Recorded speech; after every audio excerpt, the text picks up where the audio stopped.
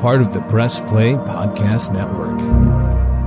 Look up in the sky, it's a bird, it's a plane, This is Jason J. Lewis, the voice of Superman on Justice League Action. This is Mark Wade, writer of Superman Birthright. You're listening to the Krypton Report.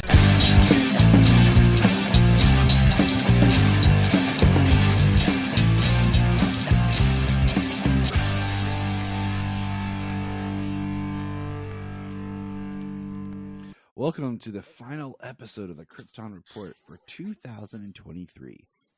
Wow. I am your 2023. Just that went by so fast. Yeah. It is James and Tyler here. Just a reflective time, like 2023 is ending. We've taken some time on the podcast because I've been dealing with, sick kids and life and work, and we wanted to get one more in before the end, so to speak. But it's kind of crazy. Just another year of wrapping up the podcast. We've been doing this for a while, and it just gets to be kind of crazy that we're at another end in another year and the future. What does it hold? But hey, we're not going to do a whole year in review, but we'll just chat about a few things and just kind of do our thing. But Happy New Year, everybody. I hope that, if you're someone who makes resolutions and is like, new year, new me, that's cool. If you're someone who's just like, it's a new year, just another day, we're moving forward, that's cool too, because that's more where I am. What about you, James? Oh, well, it's been a crazy year. Some ups and downs. We've had we've had some interesting debates this year, had some good things to talk about, healthy family. Been a pretty good year. That's and 2024, man. 2024. I don't know what to expect. Yeah, from life. I don't know what to expect from DC. I don't know what to expect. Exactly. That's what I mean, from life or from DC this year. It's been a roller coaster, and we're hoping we're on an upswing here, I mean, we've gone on the down slope of the biggest hill ever. Yeah. Let's hope it shoots back up on the other side. It is weird because this should have been the biggest year for DC, and it really wasn't. And yeah, the biggest year for DC, the most releases DC has had. So many movies. I mean, supposed to be such an iconic storyline that had taken place. A sequel to the DCEU's most I don't know, profitable film. The profitable film sequel come out, and yeah, it's just huh. Yeah. I mean, exactly. You are absolutely sadly correct. So the way DC's going out on the year, it's really like that. Huh. I don't think there's any other way. Just like you said, huh. It's not like a or a yeah. It's just like a well, huh. So of course we are talking just a little bit about Aquaman 2 now. Our review for Aquaman, our discussion for it has not happened yet. It was supposed to. Episode 502 was supposed to be Aquaman 2, but life's happened, and poor Mr. James has not yet got to go and see Aquaman 2. No, I have not gone yet to see Aquaman 2 with work and, Christmas parties, our work Christmas parties, our employee Christmas parties, our resident Christmas parties, family Christmases and stuff. It's been a holiday season where I have not been able to go see Aquaman 2 yet. It's crazy. So that is still coming. Like I said, it was a little delayed, and it kind of threw us out of whack, but it's all good. Oh yeah, I'm getting there. We're going this week. So we just expect it soon. We will be doing a special thing about discussing the DC EU here soon, so get ready for that. That's going to be a fun crossover. That's all I'm going to say. Let's see. But we do have some news to kind of go over, some things that have kind of trickled here and there. So we're going to talk about it. Superman and Lois, Season 4, officially starts January 11th. So here in like 12 days. Official shooting for it? Yeah, they start filming it. Ooh, excellent. Excellent. Um, That is a bit of news I missed. Yeah, it was small. Like I found it yesterday or something. Like right after I made like the template of what we were going to record, I found it. I was like, oh, cool. Oh, okay. McFarlane announced they are making a BVS Ben Affleck's Batman figure. They put out the teaser, picture for it, and I kind of was like, okay, and I was a little frustrated just because I'm like, sorry, kids get me up. They just did this giant Batman release, box, and I said like they should do a McFarlane, BVS figure because all we had was the Zack Snyder Justice League, and then we had the very underdone Flash figure, and now they're doing a BVS one, and I'm like, finally, we need a real, good. Like, I love the Zack Snyder's Justice League, but I'm not a huge fan of like that enhanced armor he wears at the end of the film. Like, I want just a really good Affleck Batman McFarlane figure, and finally they're going to give it to us. I mean, the BVS Batman suit is like one of the most iconic, one of the best looking Batman suits on film. Most people agree at least when just talking about that is the best like Batman suit on film. Looks the most comic accurate and that type of stuff. Mm-hmm. Little debates here and there, the fat bat kind of thing. Some people don't like that. Some people argue about the short ears or whatever, but I think the cowl is designed to look like scary, to induce fear. The suit looks really good. It looks like a fabric flexible suit, but it is still actually heavily armored. Like the cowl reflects bullets, like kind of like how it should be, it should look like it's movable and everything, should look like a suit, but also have the comic bookness of it is this heavily armored thing that, most things can't pierce through just because that's the way it should be. Like, otherwise, you're just going to design him more and more heavily armored. Mm-hmm. So the fact that a suit like that looks so good like that, and then you get the Zack Snyder Justice League where he's like going to war and he's wearing this suit that is actually armored and things like that. I think it's really cool. It's a really good step up. I really like the suit because like the armored suit, because like I said, he's like going to war against countless parademons and things like that. So I like it and I like its purpose. But the BVS suit is just so great, and I can't wait for McFarlane. I can't wait for the reveal because like you said, we got that tease and it's just in shadow, and even then it looks so good. Yeah, Jose has a cloth cape, and I was like, I didn't realize. I was just like, wait, what is this? What's going on? It took me a minute. I was slow to figure out what was actually happening. Yeah, I was looking at it, and because they didn't have like the reveal, they didn't have like, oh, this is BVS, blah blah blah blah blah.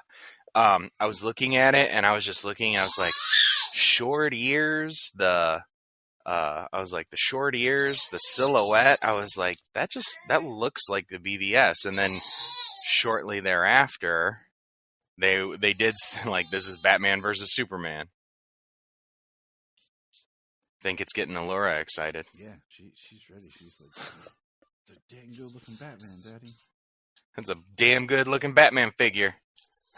So we're getting that. Let's see. No. This I have just a kind of since this is like our last show of the year, I have a kind of rundown of where Superman has appeared in animation this year. Dum dum dum.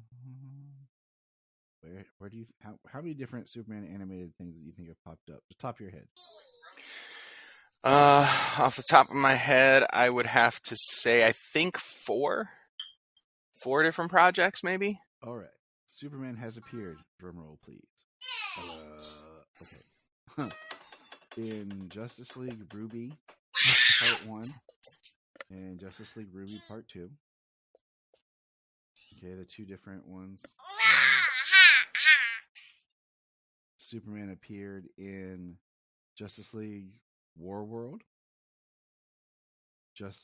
Legion of Superheroes, Scooby-Doo and Crypto 2, Harley Quinn, and of course, My Adventures with Superman.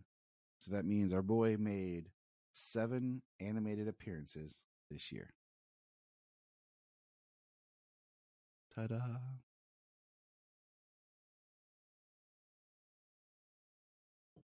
And the only ones I haven't seen are the Ruby ones, because I just have a hard time with anime.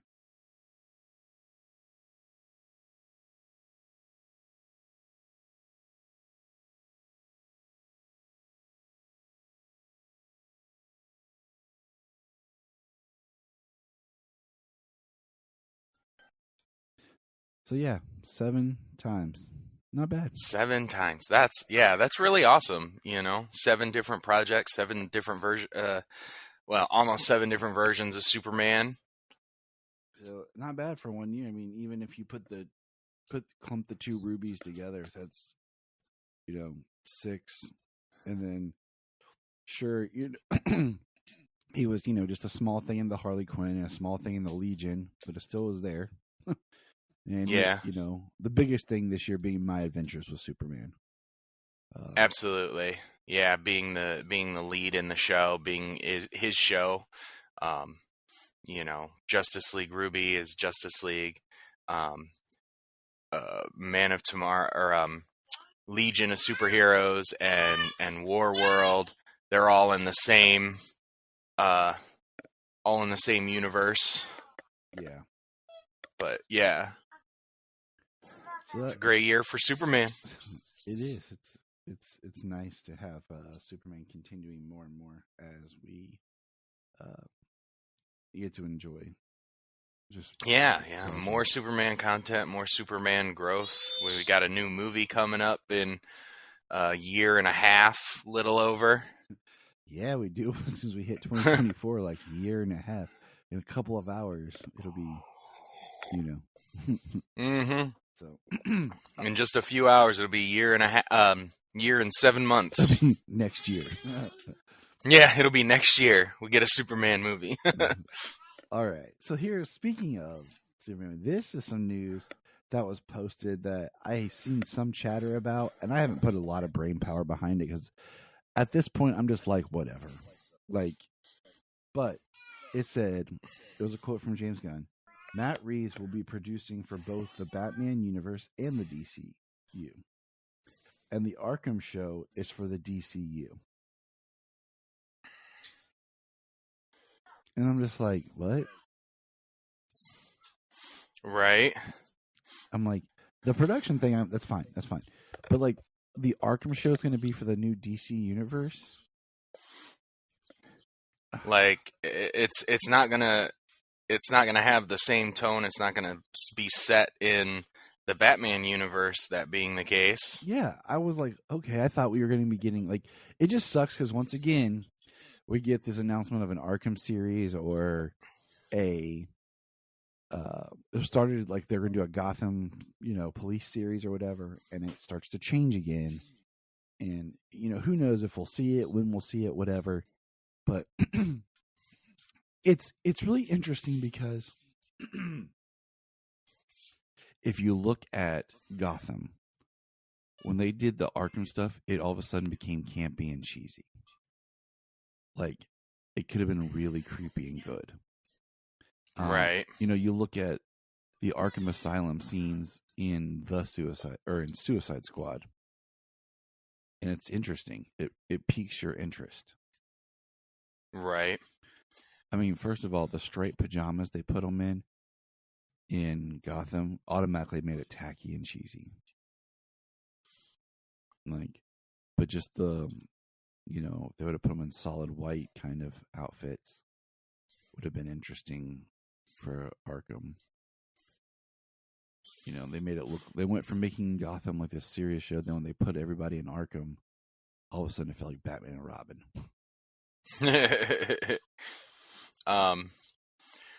Well, I mean, who knows? You know what I mean? Like we've got James Gunn in charge, and we know that there's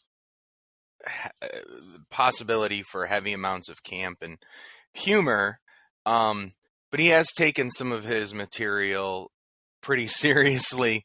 Like, I mean, yeah, it's had some funny stuff on and off, but his Guardians property, has been, for the most part, like some serious storytelling. Mm-hmm. Same thing with the Suicide Squad, it was really comedy and campy and everything, but, I think depending on how you utilize the characters, the way he had the characters and the way they interacted and stuff, I mean, we'll have to see where he goes. Maybe with Matt Reeves being a producer, they can kind of balance that out. In the creative process being, something more akin to a serious Arkham story where these people are dangerous and they're not just making toilet jokes and killing people. Yeah. Mm-hmm. So, I mean, at this point, we're just kind of in a holding pattern, kind of waiting and hoping that the DCU has got at least takes the IP serious.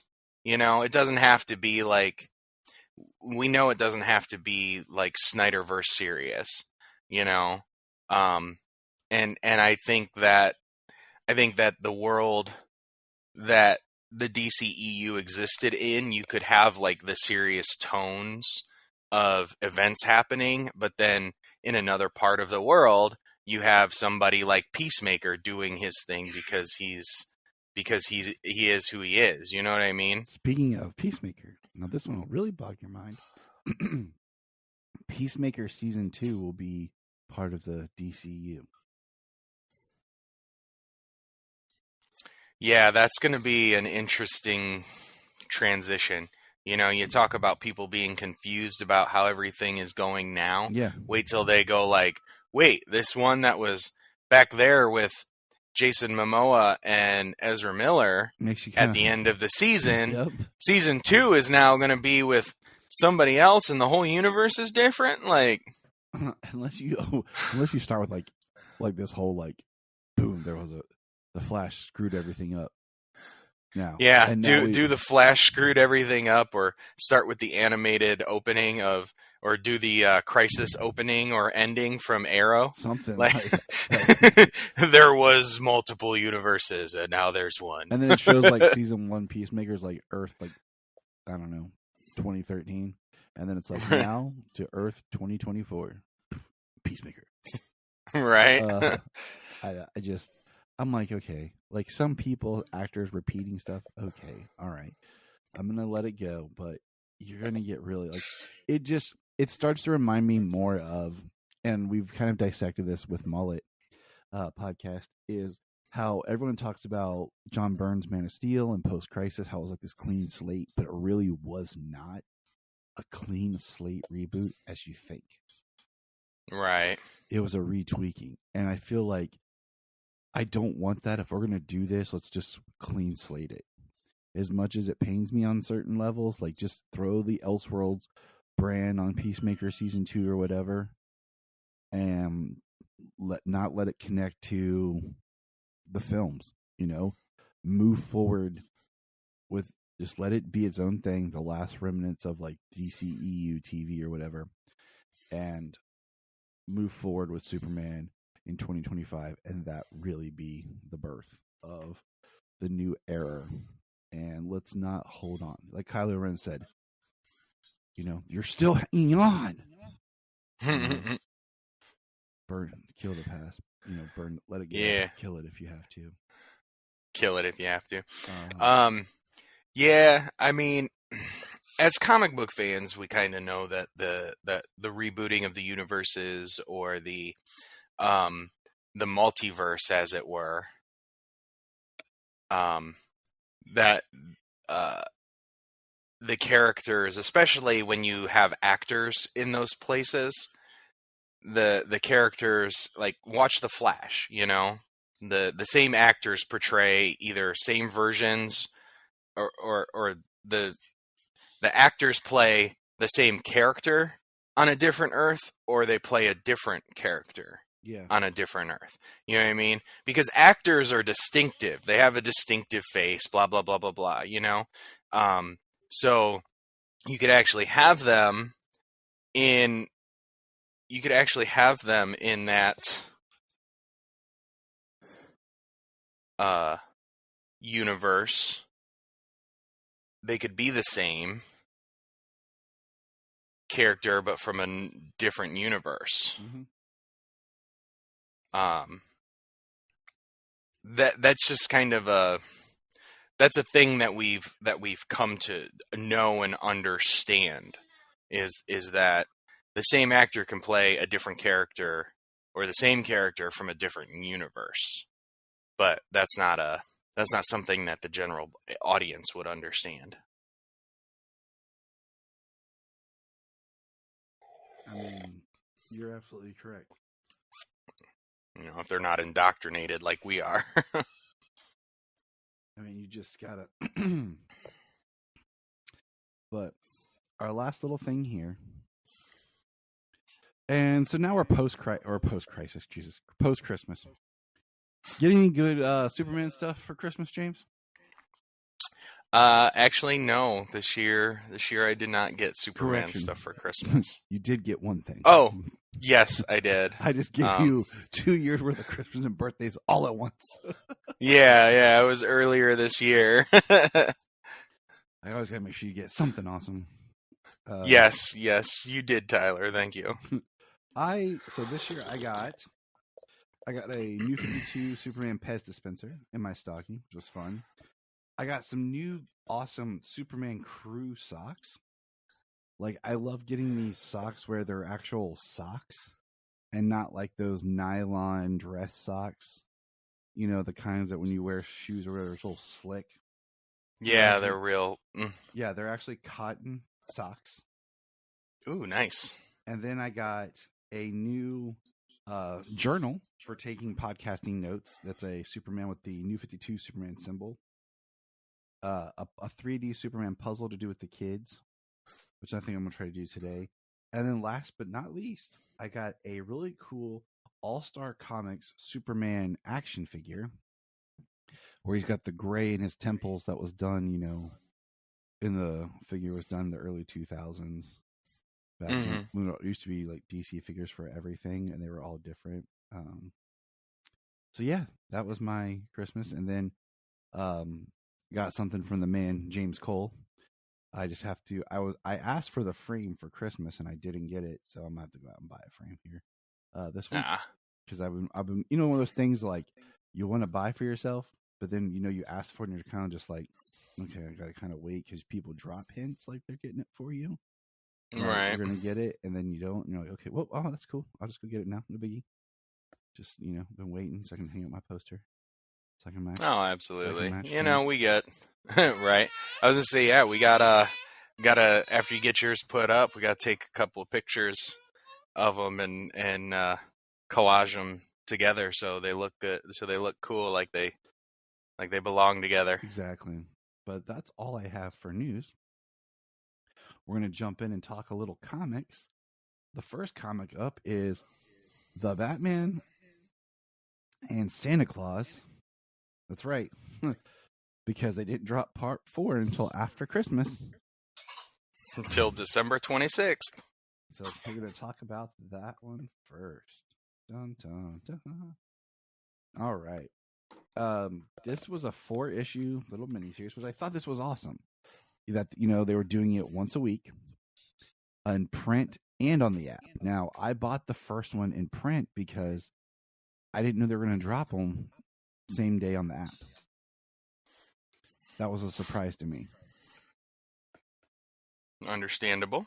I still have to go pick it up because I ordered it from our comic shop, and then when I realized they were just dropping on the app, I was like, well, I'll get there.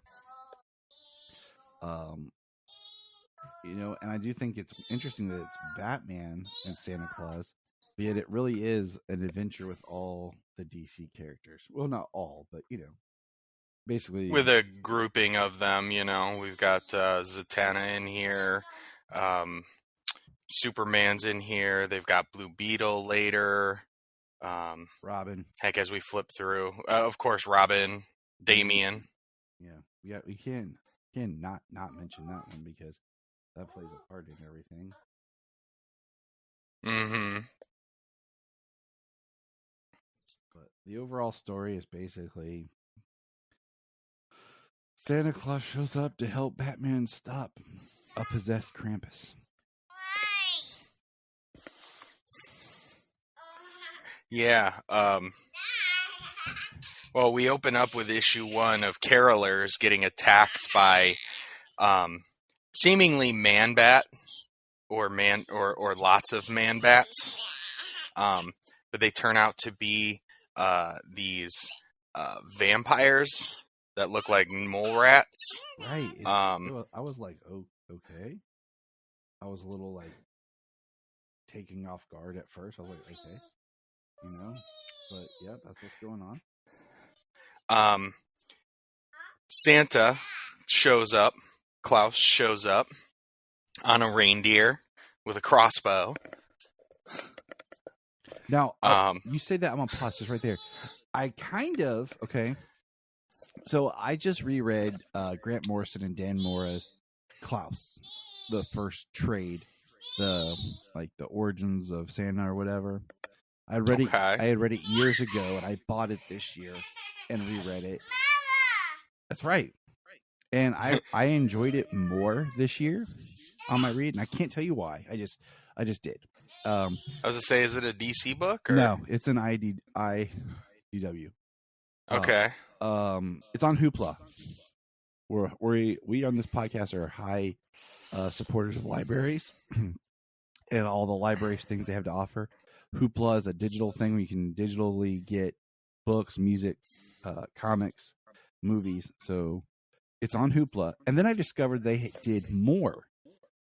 And the way they did their sequels were like just time jumps and these random adventures.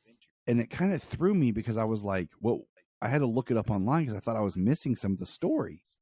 And so as I'm reading this, because Dan Mora did the cover art, and I was like, is this some sort of like spiritual sequel or wink, wink, nudge, nudge connected to it, And I think it is one of those, like, you can make it work if you wanted to, but it doesn't have to be, but it can be to a point, Right. Well, from the look, I've gone over real quick to just kind of take a look at some of the covers and everything.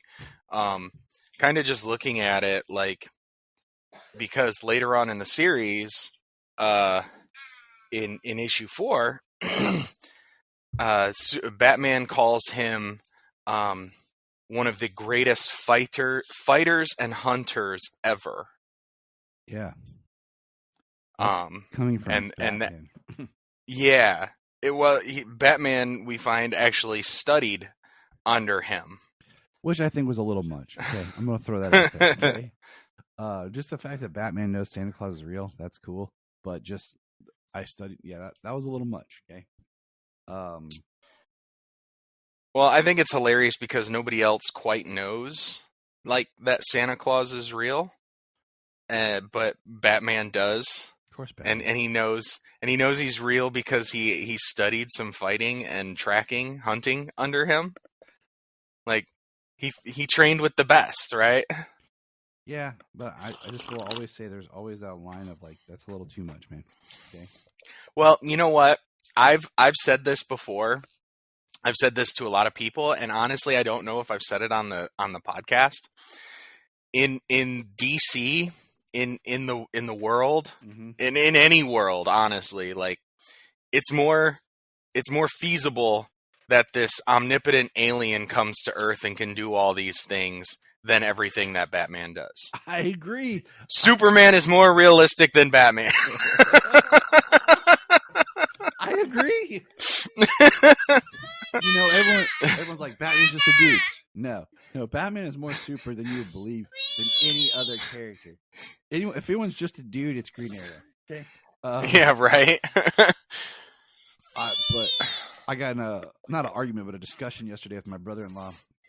He was like, I just watched Brightburn. He's like, and see, this is why I have issues with the idea of Superman. You can't trust him. Right. All right, calm down there, Batman. But yeah, all the stuff that Batman can do, I'm just like, seriously? Like, really? Like, oh, I've trained with the Shadow. I've trained with Santa Claus. It's just like, okay. And right. It always reminds me of that line from what do you call it? The movie it's on the tip of my tongue, based on a comic book, Frank Miller, Sin City, where Bruce Willis's character is like, yeah, and next I'm gonna go punch out God. That's like when I think about with Batman, like, right. That's why he's called Bat God. Yeah. He's not Batman, he's Bat God. Thanks, Grant Morrison. Masquerading as a man. There's their comic, Grant Morrison, to write that he's actually never been a person. He's actually some powerful, almighty God that doesn't know he exists, just residing unconscious in a man. Right. This is a little tangent. Speaking of gods, I just caught up on reading on the app Mark Waid and Dan Mora's Shazam, where he's the captain, Yeah. And I sent you a message yesterday. I was like, he has the most complex, convoluted, retconning like history between his name,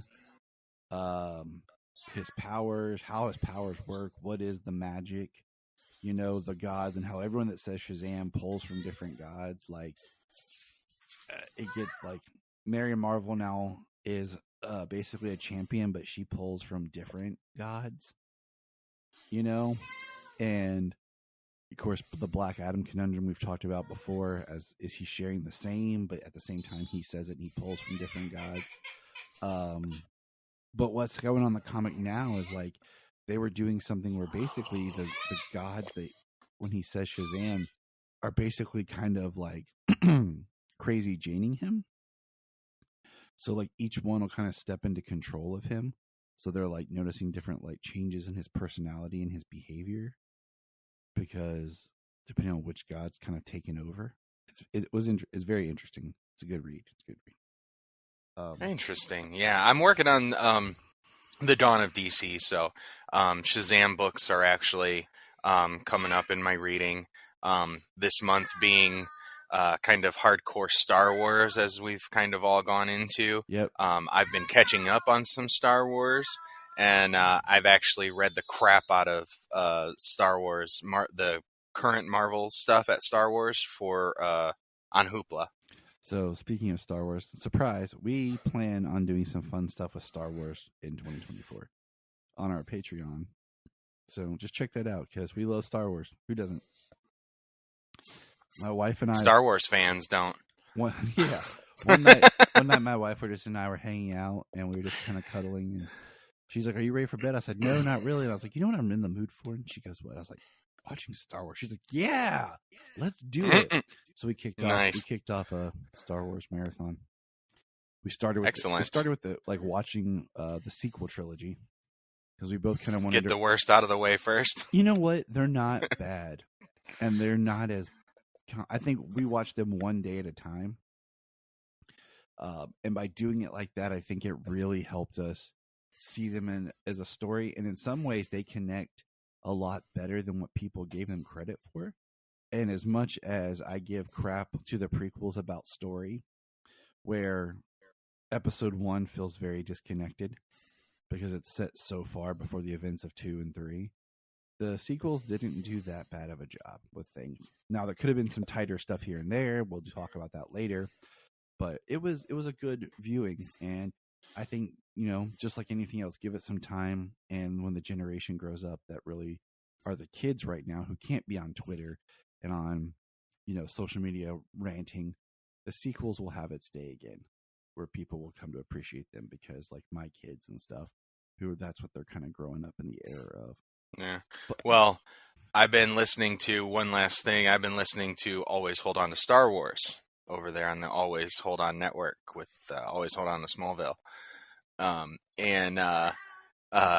Cavante was talking about how all the stuff they're releasing since the movies are done, all the Disney stuff, since everything they can make now is like in between episodes 3 and 4 and in between episodes 6 and 7. They're like, yeah, watch. They're gonna build up everything in between 6 and 7, so that way 6 and 7, that way 7 and the sequel trilogy, you like them because they built up everything in between them. Yeah, retroactively, they're gonna make you go back and like them. I mean, we talked about, this is the Star Wars section of our podcast in the middle of our Santa Claus talk. We talked about how The Mandalorian season 3 all of a sudden started connecting to the sequels. And was alluding to and bringing things in, and that's what we needed, I still pitched that a young Qui-Gon Jinn and Obi-Wan series would be dope, or young Anakin and Obi-Wan leading to episode 2 would be dope. But back to our comic. And we'll save that's a sneak peek, people, of our coming Star Wars conversations. So right here in the middle of this episode, you got a sneak surprise. But anyways, I got caught up because of this book. Just kind of curious because now Damien's back to being Robin, and he's got his own weird, very gray Robin costume, because he wasn't Robin for a while. It was Tim Drake. And now, like, I did read the Lazarus Planet stuff, and now, I'm reading the new Batman and Robin book, which the artwork is very anime inspired. Like, it's intense. Yeah. And the story is, it's Josh Williamson. But I was a little underwhelmed when he creates a villain called Shush, which is like She-Hush. Yeah. So I told that to Janine, and she just looked at me like, seriously? I was like, yeah. But anyways, I read that to just kind of see where Batman and Robin are, why they're back together. I don't even know what Tim Drake's up to right now in Dawn of DC. But anyway, so we have these man-bats attacking, and I thought that was kind of this interesting. And then all of a sudden, on a giant stag shows up Santa. Yes. And it's really interesting, and then here comes the rest of the Bat family. They've been, alerted to these creatures, and then here comes Santa, just, on a giant stag of power, saving Nightwing, impaling vampires with its antlers. And then we get a little bit, Zatanna starts talking about a little bit of his origin. Very Norse, very otherworldly. Talks about how he met Krampus, and Krampus was more of a trickster from another kind of planet, dimension. And they were left behind.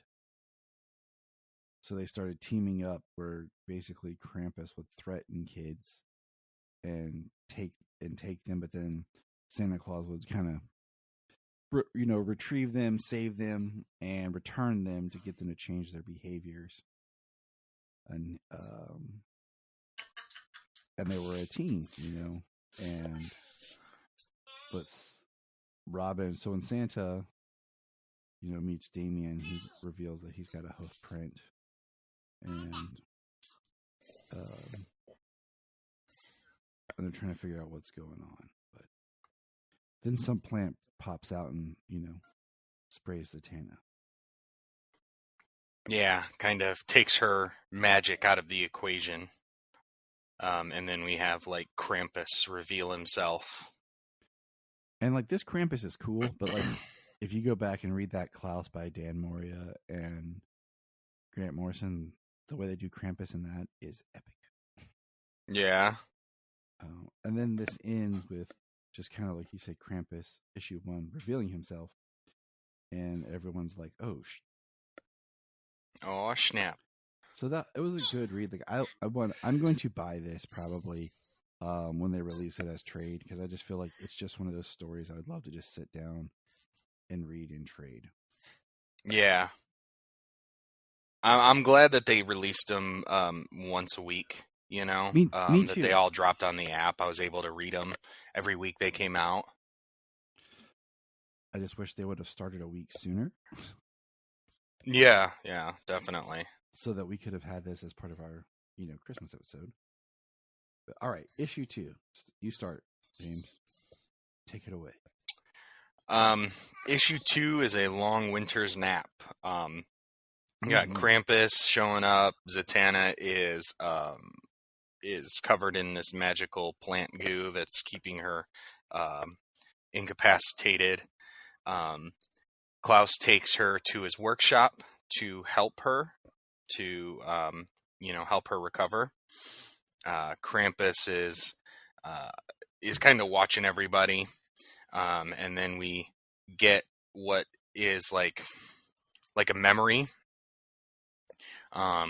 We see kids back in the day, Krampus kidnapping them, taking them in his sack, and then Klaus showing up. You're supposed to catch and banish wicked men. These young ones attack and steal like men. Kind of giving you the whole rundown. There must be a reward for the brave. Klaus is talking to the kid that Krampus has. Still, this one may be beyond change. He says, "I am not. I will never steal again. I will help her family and work for them if you free me. Oh, please, sir." He says, "Your word matters to me, and I know when you sleep, and I know when you wake. From here on, you had best be good. I will, I swear it." And Klaus and Krampus, "It works, Klaus. Let us teach the grown villagers, too." And Klaus is like, "They're set in their ways." They're too set in their ways. But yeah, it's Krampus is the stick and like just scaring the kids, and that's what they're kind of doing, scaring the kids, teaching them lessons to be better people, better towards their fellow man. It's the ultimate good cop, bad cop. Yeah, for real. The good cop, bad cop routine. So I think over time, Krampus gets a little disillusioned with it. Take. And he kind of, like Krampus says that he ate the kids. Where are the children? Krampus ate them. Krampus ate them all. And he says no, and then he imprisons him. Yeah. In a dimension of a wasteland of living ghosts. Yeah. Yeah, interesting. Yeah. So he says that he was rash. The children are still alive. They were like hidden. I think Krampus was taking it more to an extreme, not to the point of actually killing and eating the children, but taking it to more of an extreme, less of the good cop, bad cop right in front of you, but like get taken, get kidnapped, get hidden, blah, blah, blah, blah, blah. And then maybe Santa will, reveal you or free you, and like you had better change. Otherwise, you might disappear for good next time, But Klaus says he races back through the veil, and Krampus was nowhere to be found. He couldn't find him. He couldn't retrieve him.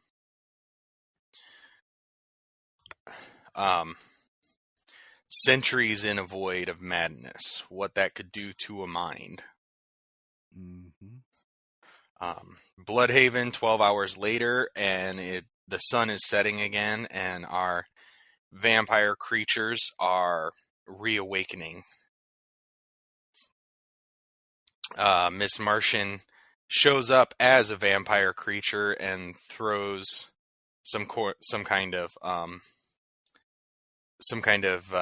flash bomb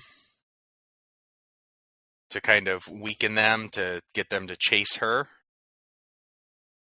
And you got Green Arrow shooting wooden arrows. I love that. He's like, glad I didn't get rid of all my wooden shafts. So it's like he's firing wooden stakes into their chests, taking them out. Black Canary using her cry, her scream to incapacitate them.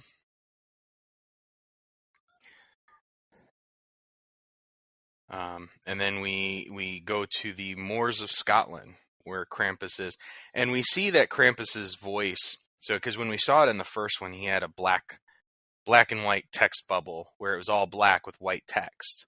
When we see him in the history, in the memory, his text is a white bubble with black text. Mm-hmm. Mm-hmm. So there's some more evilness to him. Krampus will be free. Wake warriors.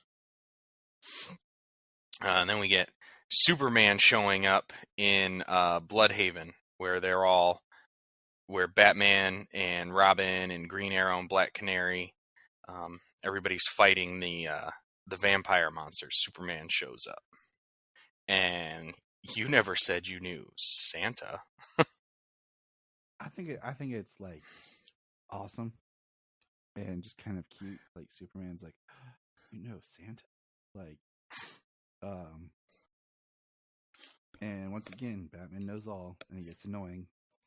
And this is where like this book starts to frustrate me.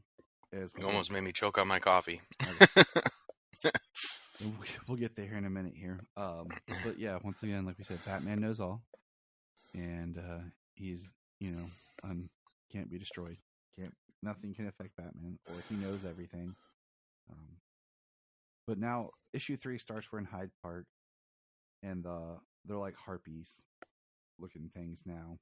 And Hawk Girl shows up with Joe Mullen's Green Lantern and Wonder Woman. And then in this issue, of course, this is where the art changes. And that's another kind of like, for me. Because this art's not bad, but the art before was just so good. Yeah, the art before was better, but this is not bad art. Blue Beetle shows up, and he's like, what? He's just, just kind of like overwhelmingly excited, And then we get our first look at the, what do you call it? Elves. What would be Peppermint John from the workshop. And I like how Damien, they're like, rude, Kinder. Klaus warned me about this one.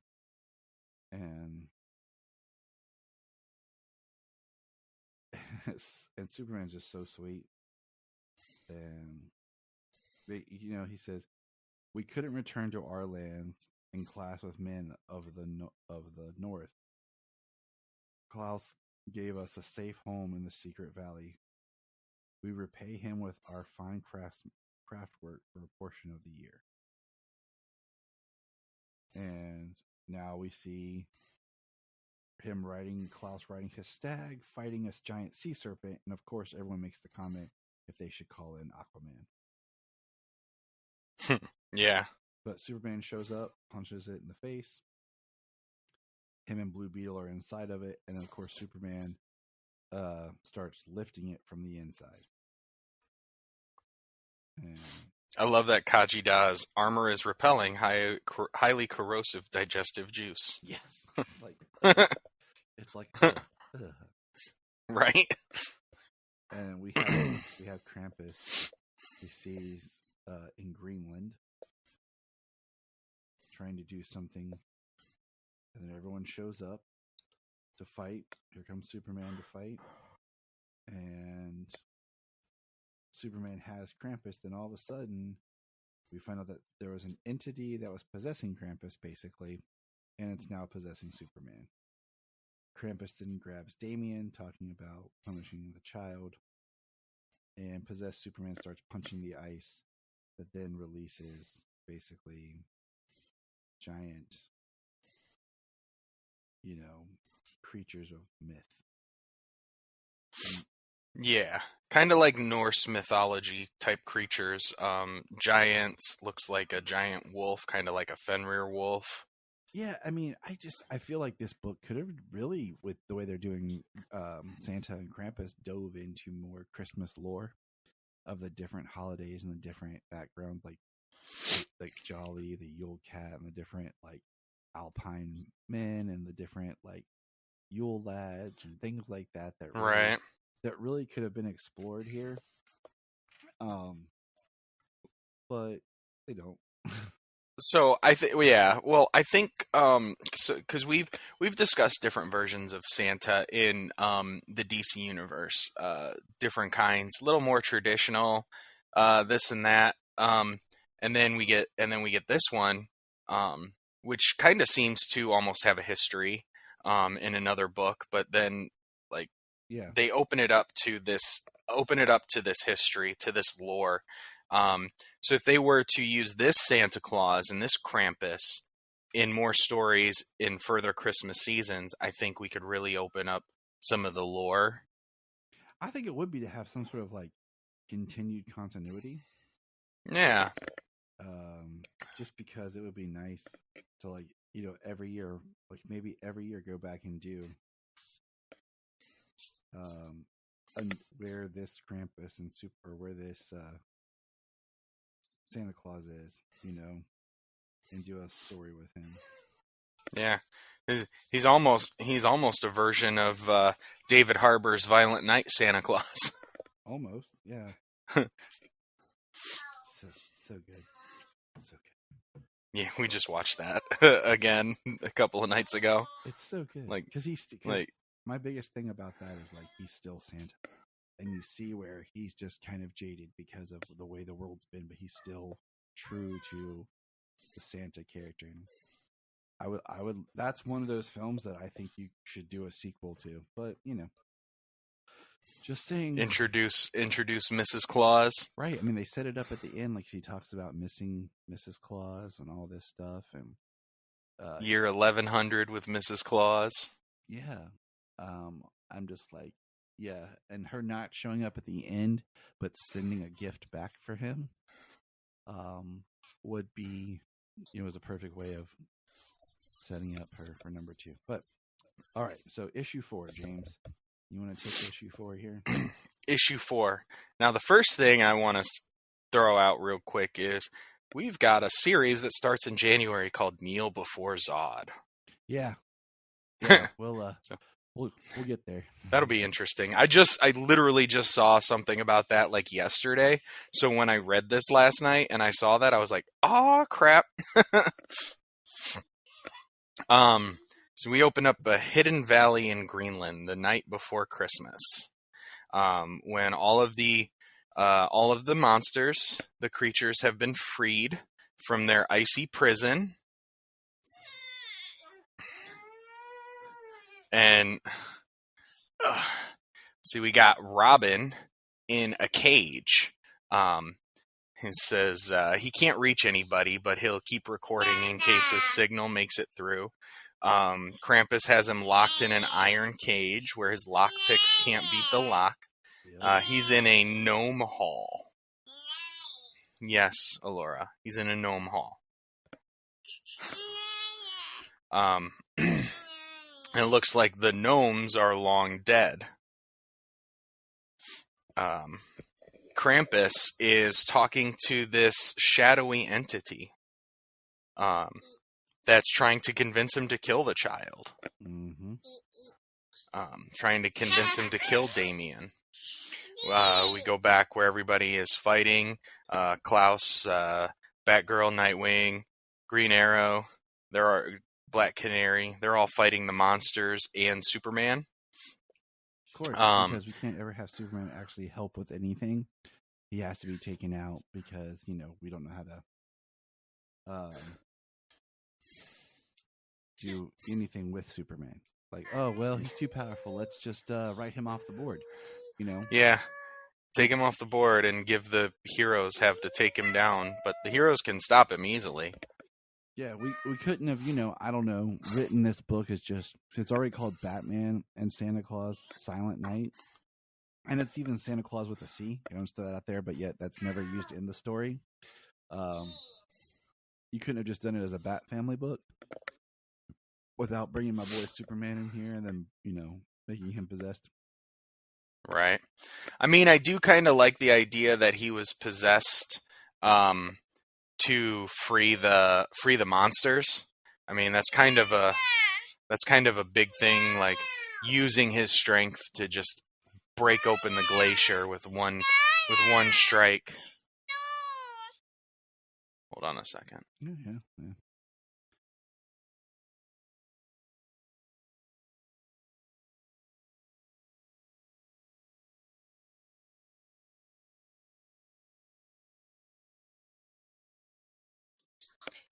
Go sit with mommy and watch Super Pets. Yeah, Super Pets. Oh, she wants the computer. She wants my phone. She's all up on me right now. And I'm trying to... I know. Come on, big girl. Can you go see mommy for me?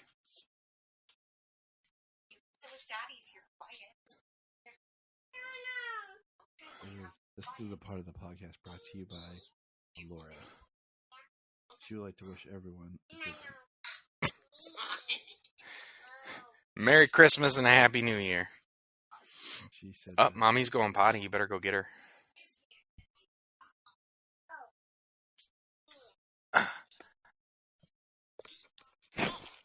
Come on. I did like how he busted open the glacier, though. I mean, if you're going to have Superman and your story is going to have him be possessed, he needs to be possessed for a reason. And freeing the monsters with the quickness like that is a fairly good reason, I suppose. But we get Blue Beetle able to generate kryptonite radiation. which is pretty dope. But yeah, because the beings who have taken control of him don't know how to use his strength or his heat vision. they Really. Yeah, they don't know how to use all of his power set. Yeah. It feels like, being able to make kryptonite radiation, like, really, Blue Beetle? Like, it's cool, but it seems like that seems like a Firestorm thing where he can make kryptonite. Now just everyone can make kryptonite.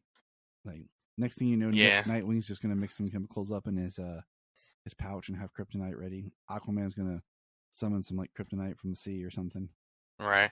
Well, like, I figure, like, Firestorm, of course, with his ability to transmute elements, being able to... It's a complicated process, but he's able to replicate it. And Kajida being an alien suit, an alien sentient type being, him being able to generate the type of energy that takes to create kryptonite radiation, I think is cool. Now, obviously, if they continue to expand it where just everybody has kryptonite, everybody can create kryptonite, like that's getting too far. But I think if you utilize it in small doses like this, like it's possible.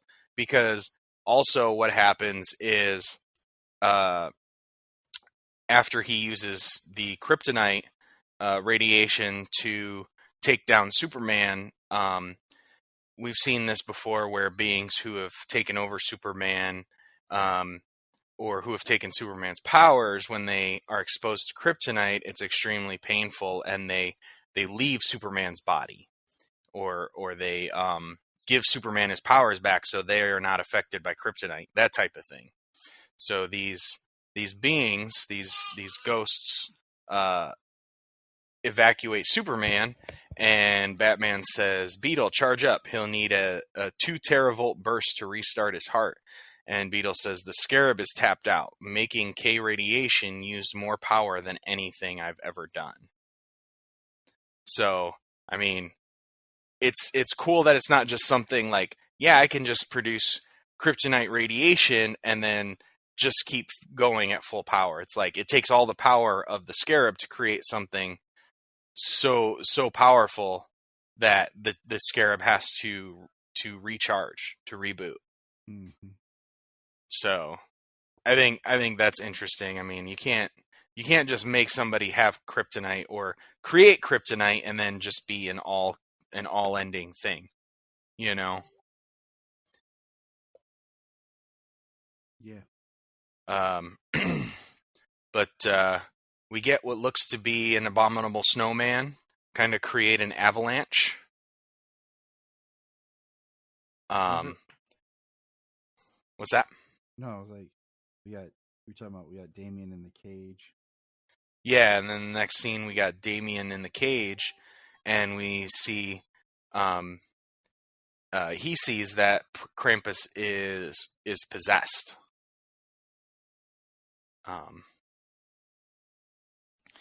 That this being is still telling him to use a spear to kill the child.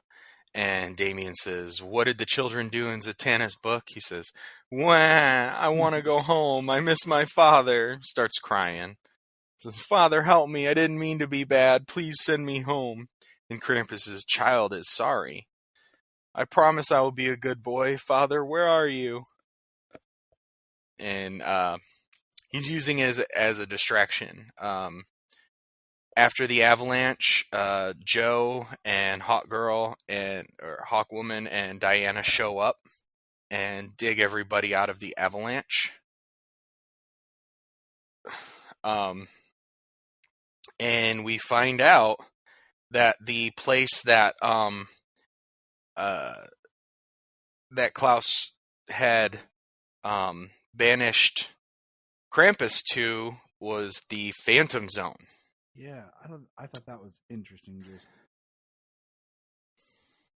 there was like, talking about the Phantom Zone use. I was like, okay. Yeah, that's really interesting. The way that like Klaus and others were able to imprison in the Phantom Zone. Well, the thing I remember is like they always say Jor-El discovered it. He didn't create it, so it's always kind of been there. Yeah. It's not. It's just, yeah. So the idea that others have used it, yeah. Yeah, and other beings that have banished their physical criminals there, if they've been imprisoned there for too long, never to be released, thousands of years, they lost their physical form. They lost a corporeal form, and the prisoners became phantoms. So, like some of the phantoms that we know and understand, this could honestly open it up to like these ancient alien civilizations that used this place before the Kryptonians, where most of the beings and things like that we get from the Phantom Zone are Kryptonian. This could actually make it something more expansive, something more something different. Have ancient, powerful beings there to be released. You know, Mm-hmm. It could open it up to some other further stories. But they discover that he's putting on an act. Damien's putting on an act, stalling Krampus.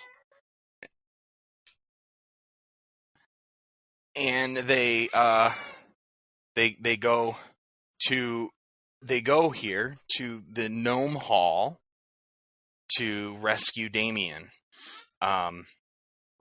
Mortals binding a god beast, I will drag you all to the netherworld and leave you there. Good. You said the netherworld. I just can't. It'd been cool if it was like the nether realm, and then they're tying it to Mortal Kombat. Mortal Kombat. That's what I want in my next Mortal Kombat game, Ed Boon. It's gonna be Quan Chi. I want, yeah, like you can fight, be like Krampus.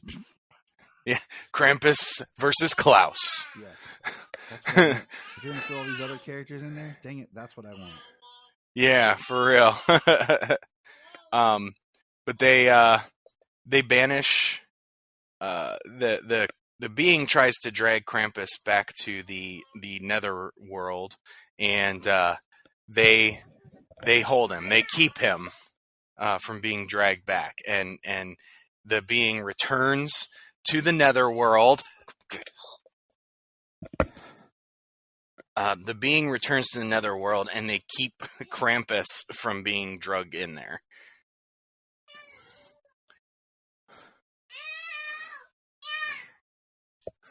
Krampus is not easy for Aurora. I'm down. You're okay. All right. And they kind of they leave the nether world, and they're back out fighting the beasts that have been released. They return to Superman, Joe, and Hawkwoman, and Diana fighting all the beasts. And where's it at? They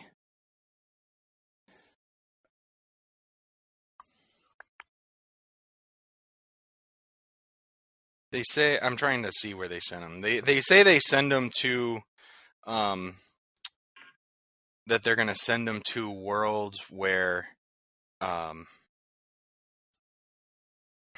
here we go. I missed it. What now? Put them back on ice. And Joe says, I know a planetoid where these busters would fit in fine. And Santa says, that would be perfect. I do not wish to imprison them again. All I did was delay the inevitable. So I kind of like that too. Like, they're not trying to free the beasts. They're going to send them to a world where they're going to be okay. They're not going to be threatening to the life. You know, they're not going to be threatening the world.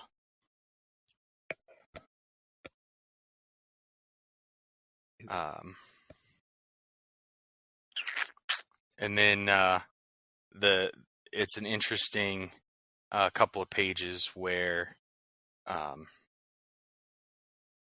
Damian asks, but why? Why does he bring presents? A child asking why I bring gifts. He says, you created the tradition. It all happens anyway. So why do you still go out? Because he's driven. Batman says, because he's driven. He can never stop seeing the child who needed the gift.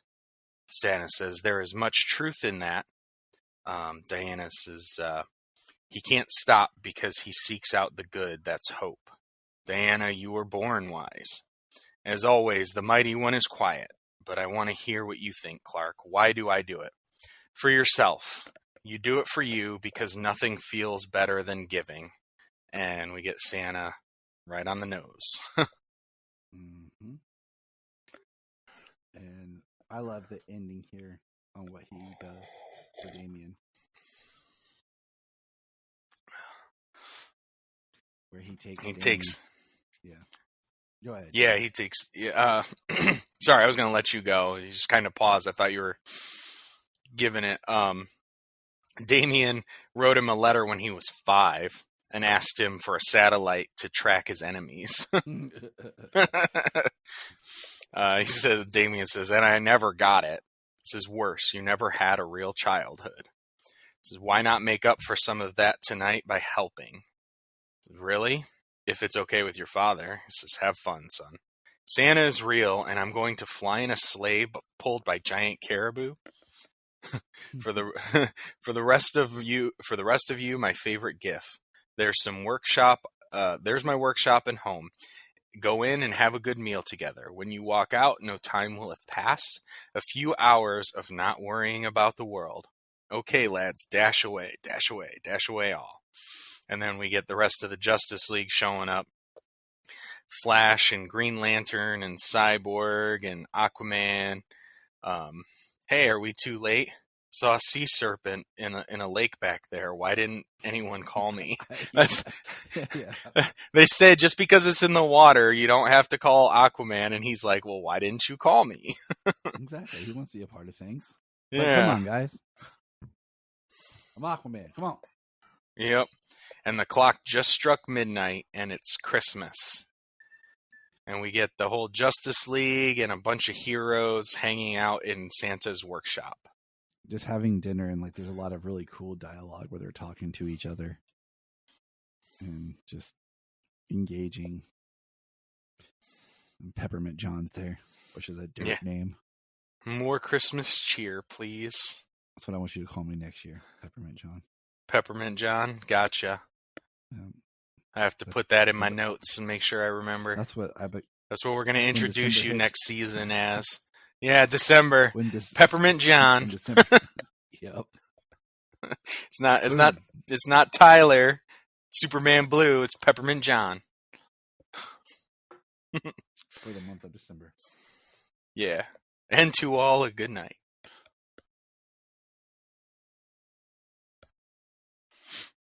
So I like that. I want a collection of that. I want a trade for Christmas seasons, and I hope they continue working with this Krampus and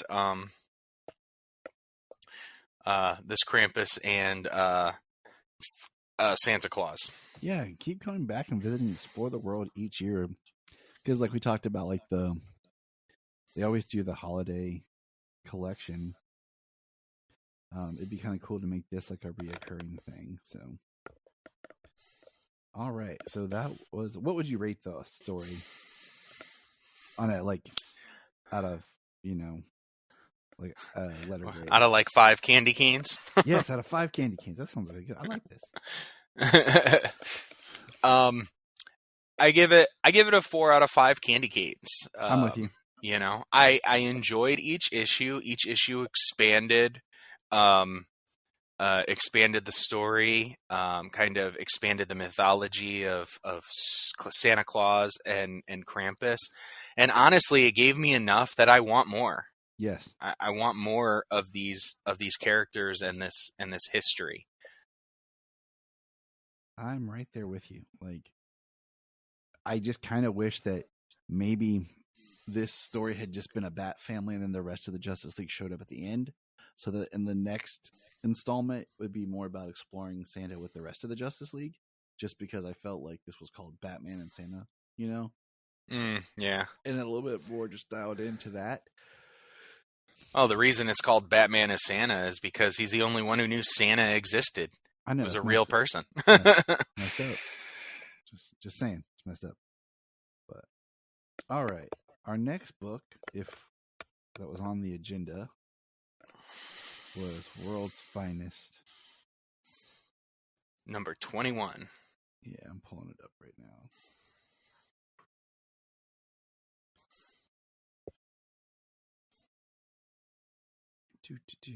I'll tell you what. If you had to, let me ask you this question while I wait for this. If you had to rate the DC app on a letter scale, what would you put it on? Well, I mean, so I read a hell of a lot in it, on and off. Sometimes it goes up, sometimes it goes down, depending on time. Mm-hmm. But I read an awful lot on it.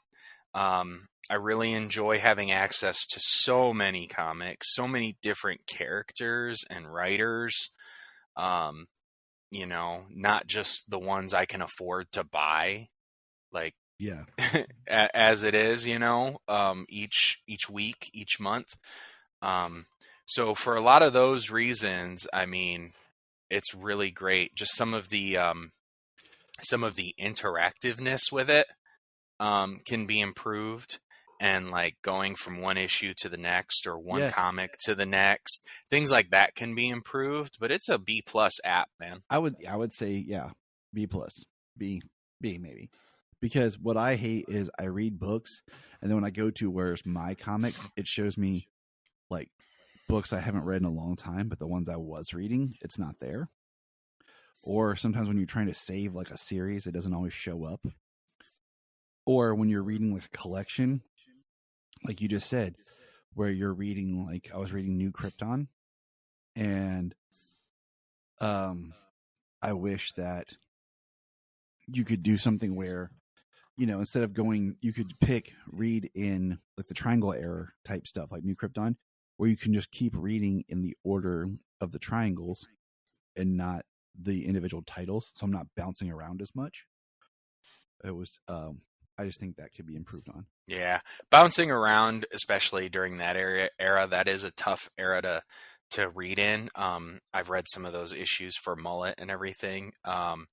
And like, even just speaking on that, like if you read a single issue, and then the next thing it wants to take you to is not the issue, but like the volume collection or the omnibus collection that they have on the app, which is great, those being available there, and you can like kind of make your way through them. But when you're trying to read like an issue to an issue or something, and then it jumps you into a collected edition, like that's tough to, like, then you have to spend time, you have to stop your reading, and you have to either find where you were in the book, or you have to go to another title and search the title. So like I've done that before, where instead of going to the next issue, it's all of a sudden like, here's the collection, and then all of a sudden you're like, where am I? Like you hit next and you're not where you're supposed to be. yeah. So yeah, there's just, I think, some things to improve, and I just wanted to bring that up as we now go into World's Finest 21, where last we left off, Superman was being attacked by a more grown up Captain, what was his name? Thunder? No. Why am I blanking? It was Boy Thunder, Boy Thunder, and now yeah. it's Thunderman. Yeah, I was like, why am I blanking?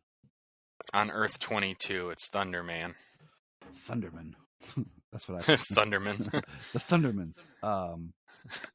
I think this issue is sweet.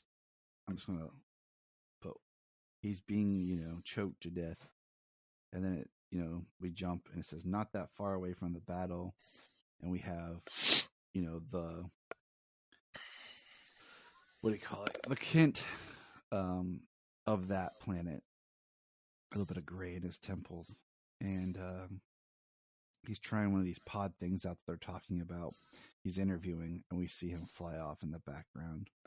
And then there's the Batcave it's nice to see Alfred back. With all these titles and stuff that you read and you jump around, you forget little continuity things that in Batman continuity, Alfred's dead. Right. And like he's not at Wayne Manor and stuff anymore, and you're just kind of like, oh yeah, I miss Alfred.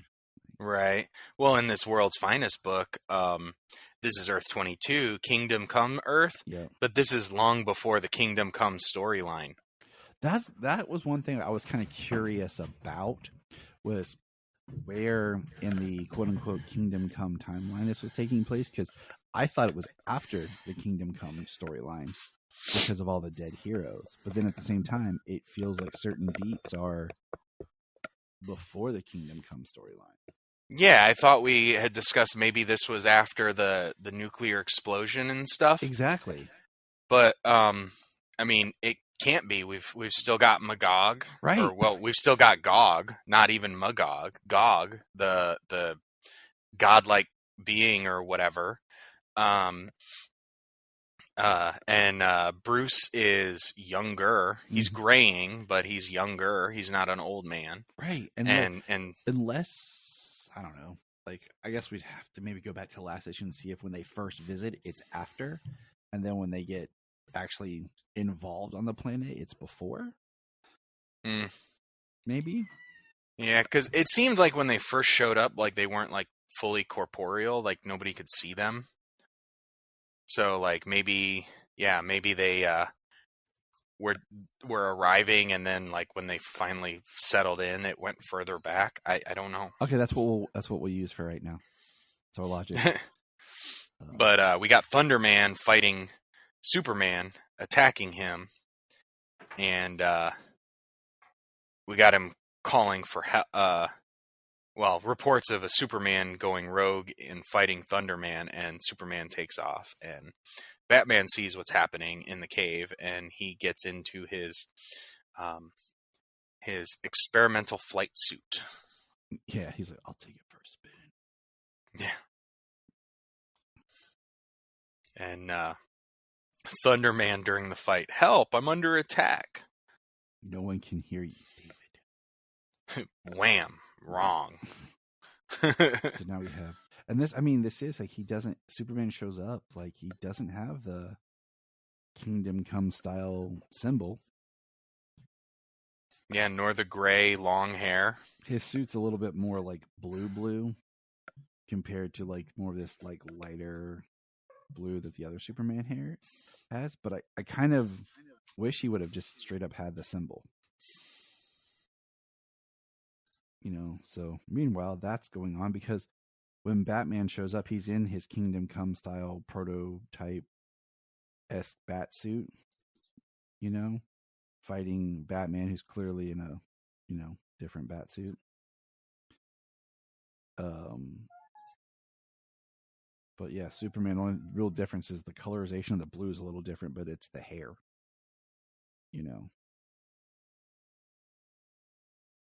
Thunderman, stay back. Let me deal with this.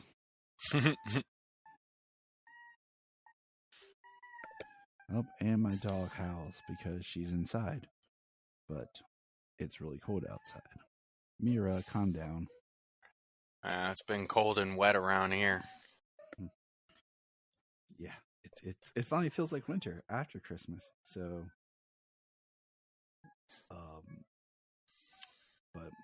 so we have Superman fighting, and it's really interesting because, just out of curiosity, if you notice, if you pay attention to how they're drawing them moving, the Superman from the other Earth is like leaving blue behind him, and the Kingdom Come Superman is leaving kind of like red behind him. So you can kind of see as they're zipping around in these tunnels, like who's who. Just interesting. I like how he says, even if I can't see you, I can hear you. And he says, I'm counting on it. Yeah, through a lead mine. And he says, Batman, I've lost sight of David. The Batmen are fighting. And he says, you're not Clayface. He moves like a damn elephant. Yeah, we're evenly matched. Our combat strategies are identical. What does that tell you? And then who shows up? Nightwing. Nightwing in a very awesome. It looks almost like the Batman Beyond suit because the way the belt is, and it's all black, but it's the red Nightwing with a cape, it looks like. So, yeah, he's got some sort of a wing cape setup. It's like Nightwing Beyond. Yeah. And they end up like subduing Batman for a split second. Yeah. This is out of that. And he escapes with something. He cuts through or melts the. Looks like he cuts through with a device through Batman's batarang that holds him to the pillar, and then he uses it to chain up Batman and Nightwing. It says that I'm merely restraining you should clear me of any suspicion. Now let's start fresh. My Superman and I mean no harm. We're here for boy Thunderman. And Thunderman, don't listen to him. He may look like you, but trust me, he's a stone cold killer. Kaboom. Like this, David is just like full on bad guy. Like he just straight attacked him, said they left him for dead on this world. He's calling them murderers, killers. Yeah, and in front of Superman, Batman, trying to get them to kill them, which we basically know. And then Superman takes Thunderman and they go to the Kent farm. Yes, that was really quick. Like if you don't really like, so I said like if you're paying attention to the way they are using the color streaks, because you just see a blue streak come by, and then the next panel is at the farm. Yeah, and this is the one we're following, the Superman we're following with the blue streak. They go to the Kent farm, and the Kents, their headstones are there. He said, "My God, this Superman! How can he pretend to care about people and then he freaking explodes a tree with a single punch?" That's how I like to, when I'm full of rage, just explode trees. All right, I punch trees, punch asteroids, whatever. I love Clark, calm down. I've never seen you like this. I'm sorry. It just makes my blood boil that someone with our gifts could be so irresponsible. Clark, focus. You've never at your best when you're angry. Why would you retreat to our Earth temporarily while we strategize? My two different Not an option, right? Not an option. As I say, where's your Adam West? It's coming. Not an option. Not an option. David's flash device, Flash's return. David fried the Flash's return device, as if things weren't bad enough. We're stuck here, at least for now. Then we rely on detective work, old chum.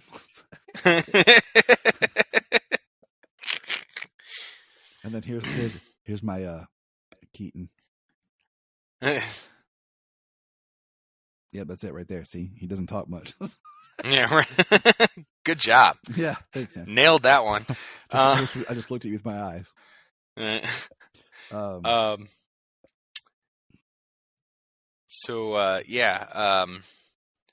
Sorry I'm late. Mine got away as well. Says, we're 0 for 2. Unacceptable. David, these imposters genuinely seem to know you. You're certain there's nothing you're not telling us. Guys, come on. You've known me from day one. My parents and I came straight to you for help when that accident gave me my powers. We've always trusted one another. Parents? Accident? What's he talking about? His whole world died. David got his powers crossing from his parallel Earth to ours. Facts he's desperately trying to hide for some reason. You said earlier this world doesn't know anything about the multiverse. Why is David so determined to keep it as a secret?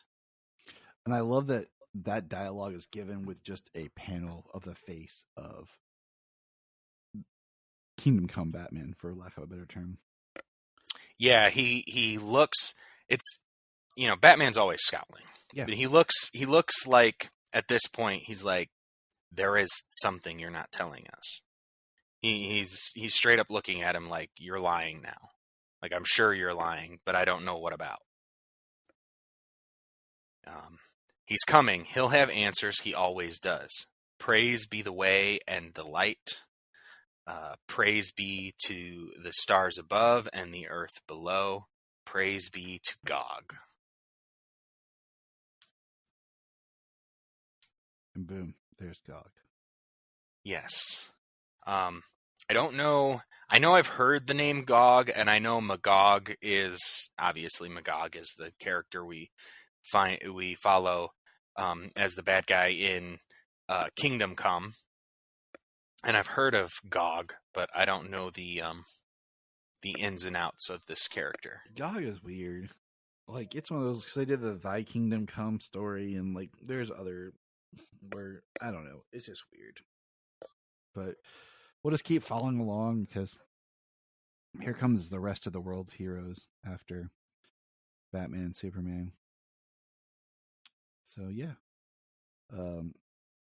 it's intense, very intense. But it was a good read. I love, seeing Mark Waid back at DC, writing a lot and bringing us such great stories. Like I said, I'm loving his Shazam. It's refreshing. I think it works for him, and then this is a great book for him as well. Yeah. So who is that? He is the giver of life, and we are his disciples. Next, the Justice Brigade. Dum, dum, dum. And we see a lot of familiar faces. Yeah, it's going to be... It's one of those books, like this one is one I really wish I could continue to buy, but I'm resisting and just trying to buy, utilize the app like we've talked about, because I can't drive 40 minutes every week to go buy comics. Yeah. And I just can't afford it anymore, unfortunately, for the time being. They just, the price keeps going up, and it gets more and more difficult. So, yeah, I really don't know how they expect to continue, producing if people can't buy because they continuously increase the price. This has been something I've said before, and we've talked with Phil. And Phil said this, why don't they just go back to printing them on newspapers? Yeah.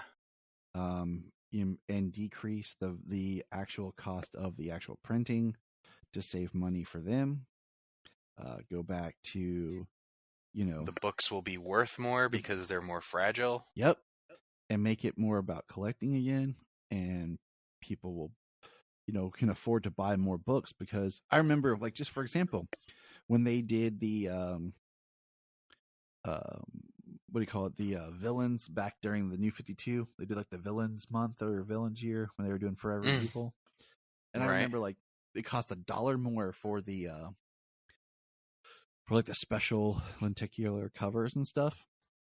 And I remember I had a couple books, and I realized if I didn't buy the lenticular covers, I could actually get another book. I had like 4 books in my hand, and I was like, if I just get the regular covers, I can actually get a 5th book. And I was like, these covers are cool, but they're not that great.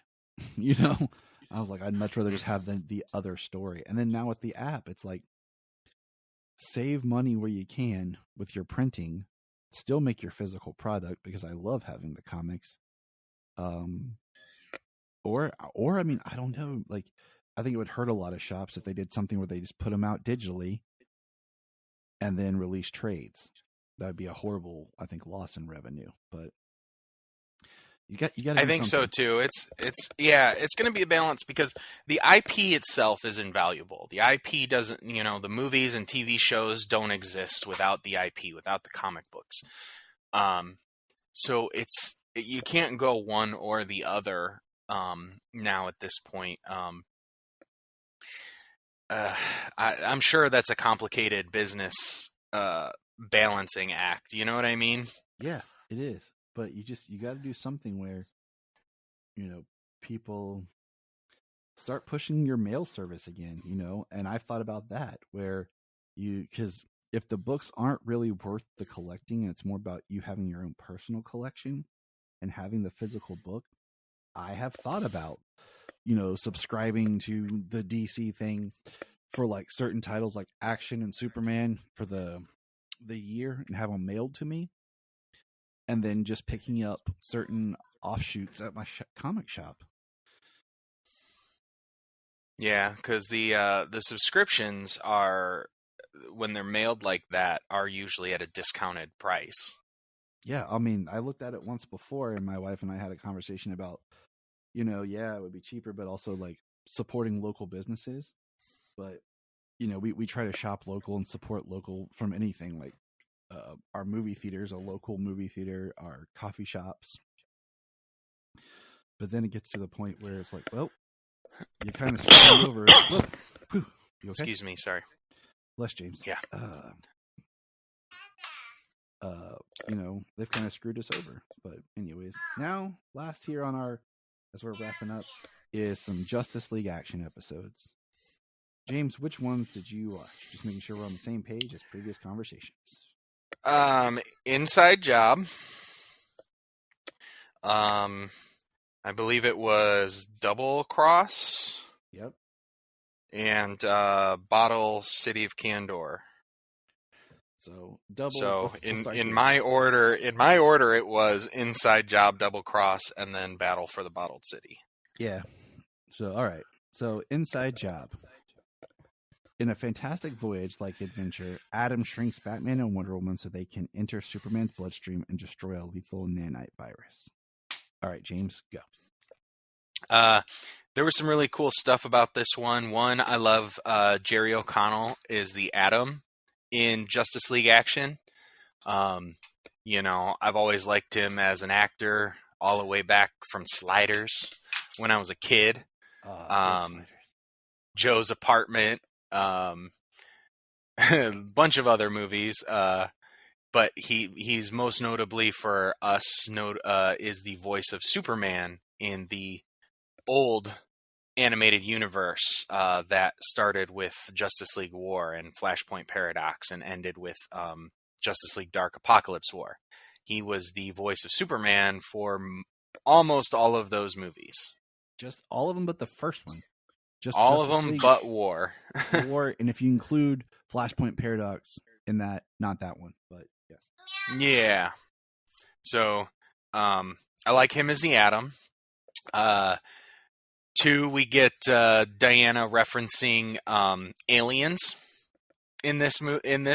She says she's seen that movie before, where the queen is laying eggs.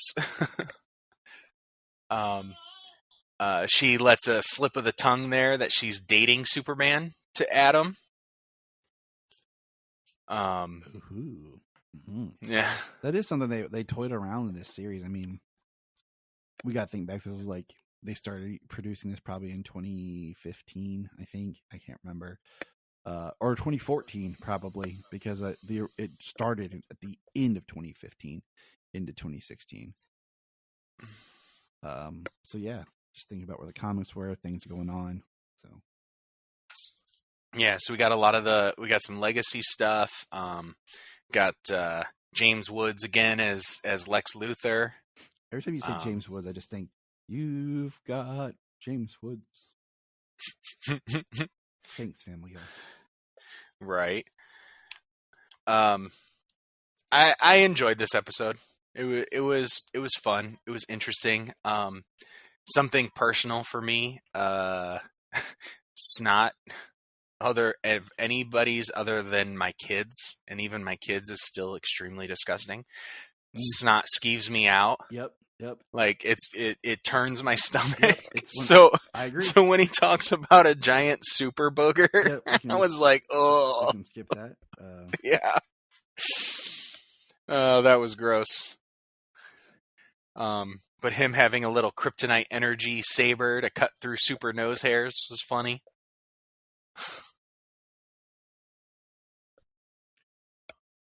Yeah, I'm right there with you. Just you saying it made my stomach turn. Yeah. I feel that, man. So, yeah, what did you think about the episode? I enjoyed it for everything. I enjoy everything from this series. I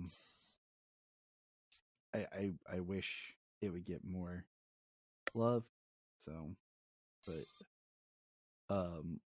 anytime that you have kind of this humorous play where like you have Batman, Superman, like Kevin Conroy's take on Batman in this series is fun because it's still Batman, but a little bit more lighthearted, but still stern and serious. So, all right, what's the next one we got up here? The next one was Double Cross. Batman has Plastic Man disguise himself as Two-Face in order to set a trap for Deadshot. Unfortunately, things get complicated when the real Two-Face escapes custody. First of all, I love Plastic Man. Like in this series, like I think he's hilariously fun. Kids enjoy him, and the fact that this deals with Two-Face made me smile. Yeah. I mean, so you talk about that Plastic Man. He's fantastic in this series. He's hilarious. Firestorm is a staple in this series, and he's doing really good. I always love the actor, the comedian actor who plays the professor in his head. Oh yeah, and then the interaction, like when you change the interaction at the end. So when you change your clothes, your uniform, you change them to different people and different looks, and he's like, uniform? He's like, so you're not wearing anything. Oh my God, I gotta go. It's so funny.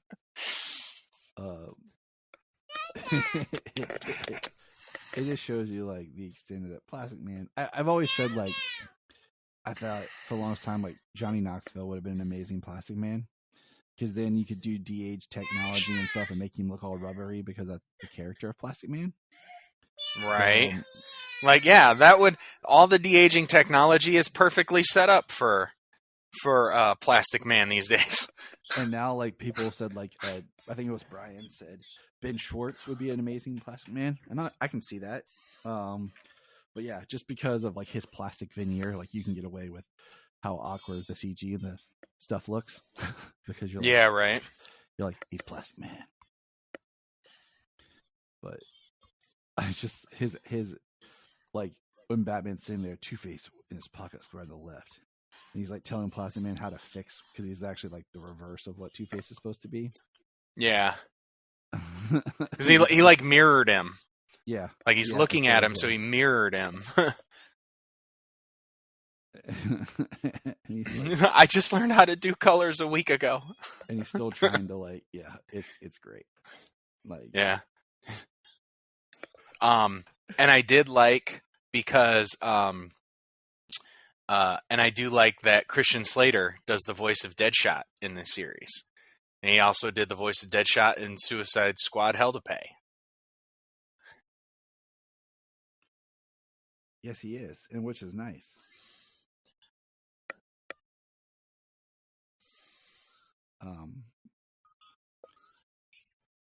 I do think I just want to point out it's interesting that like, I love that Two-Face is in this just because when Jenny and I did our last year, or no, 2 years ago now, well, almost 2 years ago, in 2022, we did our our Two-Face kind of like retrospective and look at on February 2nd and February 22nd. We realized that Two-Face never appeared in the last continuity of films. And so having, him here is just fun and nice. But Yeah. And his split personality is on full display here. He's arguing with himself, turning his face left to right and talking, and then he's arguing with himself, like his good face in the mirror and his bad face on the other side. So you get to see like both of them talking to each other. It's pretty cool. I have a really cool idea for a cool Two-Face story down the line. We definitely need to get a shot of that in live action, like Two-Face arguing with himself, but in a mirror, where you get to see like the bad side and the good side. Yes, we need that. I mean, Scott Snyder pointed this out too, and it's not a huge like thing, but for me, the fact that Two-Face should be someone who's also does good, because that's part of who he is. And it's the coin deciding, like some of the older stories where, he would rob somebody, but then the coin tells him to give the money away. So then he'd like give the money to like charity or drop the money off at like a homeless shelter or something. Because Two-Face should be someone who's kind of on the outs, even with the Gotham underworld, because he's unpredictable. Yeah, because he's a coin flip away from turning over your plans or turning you in for your criminal activities. Yes. So I think he could be a very interesting, more tragic character. And as much as I've really loved Aaron Eckhart's portrayal, and even watching Gotham Knights and getting to see Misha Collins and everything, there's still a great Two-Face Harvey Dent story live action that we need. Back to our episode. I love this part where Deadshot goes to grab his gun to shoot Batman at the end and picks it up, and it's Plastic Man has his gun, and Plastic Man just completely wraps himself around Deadshot. Yeah. Or when Deadshot shoots him in the chest with a tranquilizer dart, and he's like, "Oh, my chest has a hole in it. Call the doctor. Call the hospital. Call 911." And Batman gives at the end Plastic Man like props about just if he needs someone in the future and to help, and he's like the shape shifting. Yeah. And then he does a little shape shifting twirl of his fingers, and one is Plastic Man and one is Batman, and they give each other a high five. Yeah. he's such a. I don't. And another thing, like, I don't know if I would want a Plastic Man live action because it's just some of the stuff just weird. Yeah, I don't think you'd go as cartoony as the cartoons go, like that, like him turning his fingers into two people, like that. You know, you got to make it different than like just being, because like Elongated Man to me is more just like Mr. Fantastic almost. Yeah, yeah. But Plastic Man's like this whole other like level of like weird. Yeah. Because you got to do something that makes him stand out compared to the other stretchy people. Right. Well, I think his like indestructiveness is a good way to go. His ability to actually transform into people. And then I don't know, like I said, the little fingers thing was weird, but maybe like if you had him doing some kind of like hand puppet show where his whole hand transforms into something and he's doing hand puppets like for kids or something. Like just being on the outs, doing something different, Like I could see that as a better go than just your intertwining fingers transforming into that. And then spawning their own hands to high five. So the next episode, Battle for the Bottled City. Atom sinks Superman down to microscopic size so they can enter the bottled city of Kandor. But when Brainiac breaks into the Fortress of Solitude, defeats Cyborg, and reclaims the bottle, Atom must try to stop Brainiac on his own. First of all, this episode opens and it gives me a whole what the heck for a split second when Brainiac, we think, takes out Superman, but really it's just a Superman robot. Did it freak you out, James? I was like, whoa, like he slit his cape in half. Like Superman's going to be going around with half a cape, and then he falls apart into machines and everything.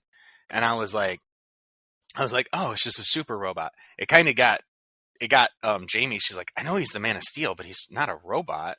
Like, no, he's not a robot. And I gave her a rundown. No, Superman's robots are usually for like things like taking care of his animals in his space zoo, in his endangered space zoo gallery. They help make it seem like Superman is not off-world when he has left the planet for something, so people don't think he's gone and try to do their, evil plans because Superman's away. That type of stuff. Yep. So I gave her a quick rundown on what the super robots are for. It goes back to that meme we said. And you just randomly tell your woman Superman stuff she doesn't ask for. Put some right. But I do think this episode is fun. Just, Superman in the bottled city is always interesting because he's getting to experience Kryptonian life and heritage, but at the same time, like his powers are on the, can be, dissipate and stuff. So yeah, how he kind of flies in, and then when he goes to land, he's got a jetpack. And Chancellor Alon, not. So what I think is interesting is he's in the bottled city, while the rest of the battle's kind of like on the outs, and then right. So it's the Atom. Oh, it's cool. We got well, we got Atom and Cyborg. You got Jerry O'Connell back as the Atom. Got him. Carrie Payton is Cyborg. Booyah! Yeah. Booyah. Yep, Carrie Payton is Cyborg. I love how he's working with the Atom to bring back samples to try and figure out how to reverse the shrinking process. An interesting story, something we know from a lot of stories, and one of Superman's like biggest failures, I guess, quote unquote, is that he is unable to reverse the technology to return Kandor to its original size. Yeah. Something about Brainiac's technology beyond any technology known across the universe. Being able to shrink and contain and have this self-sustaining bottled city. That will assumingly last forever.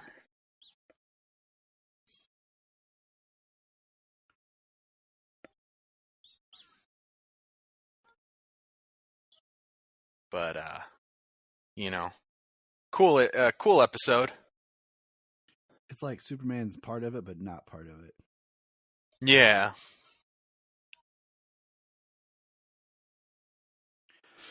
Yeah. But anytime Kandor's part of it, it's cool, and I enjoy it. And we got some more episodes coming up as we make our way through. We're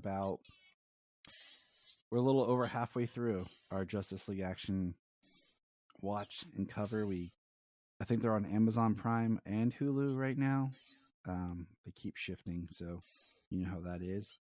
Things keep appearing and disappearing on streamers. Aquaman, the film, the first Aquaman, will be appearing on Netflix January 1st. It'll be added to that already giant roster of DC films that are on Netflix. Nice.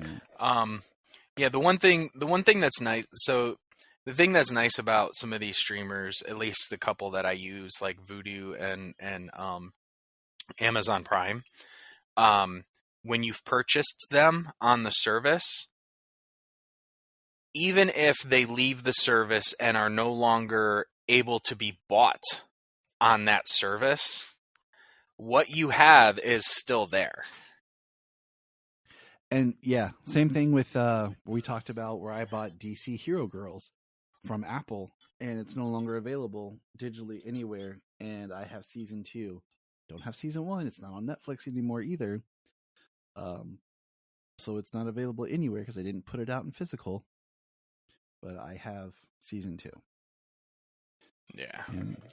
But that is our final episode for 2023.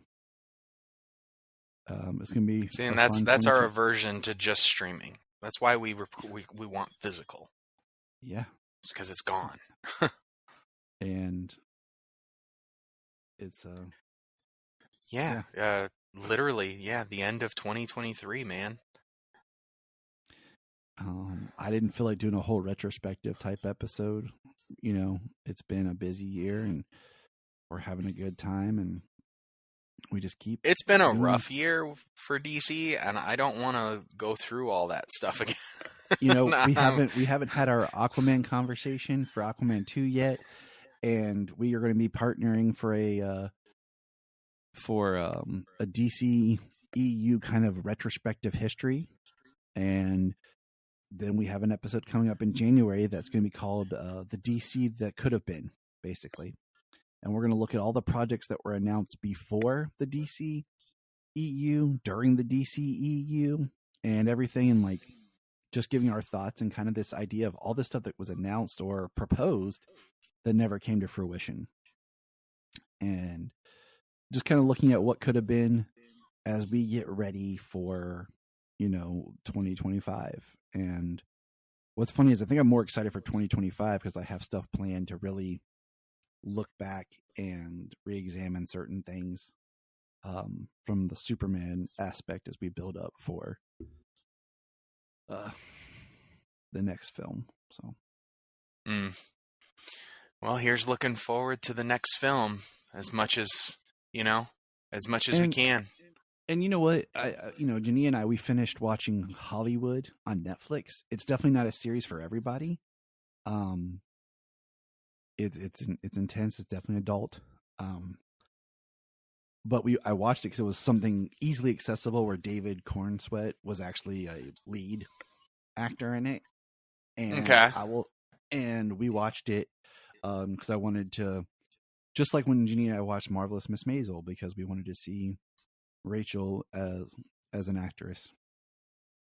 I'm more excited as we get ready for David, because I enjoyed him in that, but he's got a really good commanding voice and his acting, and I just want to be, happy and positive. as we roll in, because in here in a couple of months, I think March is it, they start filming Superman Legacy. So Yeah.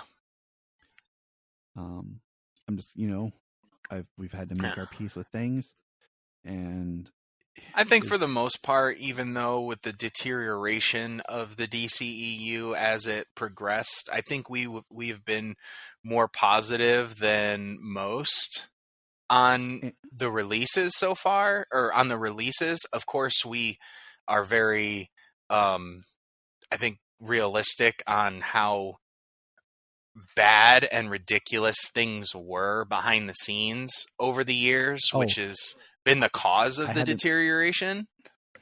And all of that will be explored in our episodes, because there's so much behind the scenes stuff that really affects everything. And I think that's the biggest downfall to what DC happened compared to that's the Marvel thing. Wasn't Right. And I think that's part of why we've been so positive on DC, because we are DC fans. We've been positive on the declining storytelling, characterizations, blah blah, CGI, everything for the DCEU. We've been positive on it as much as we can throughout the time. I think part of the thing that we understand, as opposed to, let's say the trolls on the internet, let's just go with that, is that these movies, it's a miracle. Like, they get made all the time, but it's still a miracle when movies come together, and they especially come together to become something that stands the test of time, because there are so many people working on them. This is not just a director. A director doesn't make the film. You know what I mean?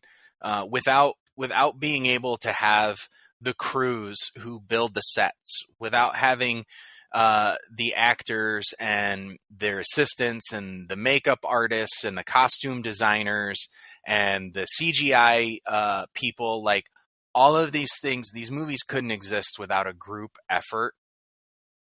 And we are supportive of everyone who puts in the work. Just because there are people who make decisions at a higher level who have screwed the pooch over and over and over and over and over and over again, like, there are still a lot of people who put in a lot of hard work to get these things made. Yes. And we support them.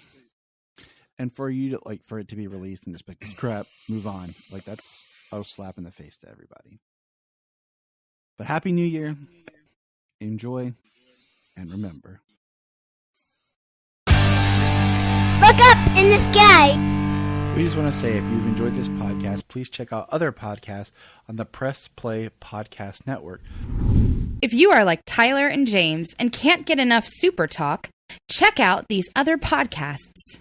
Digging for Kryptonite, Supergirl Radio, The Last Sons of Krypton, the Superboy Legacy Podcast, All-Star Superfans, Superman the Animated Podcast, The Aspiring Kryptonians, Always Hold On to Smallville, The Geek of Steel, and Truth, Justice, and Hope. Remember to check out Krypton Report on all social media platforms. Go to linktree.com/Krypton Report. You find all of our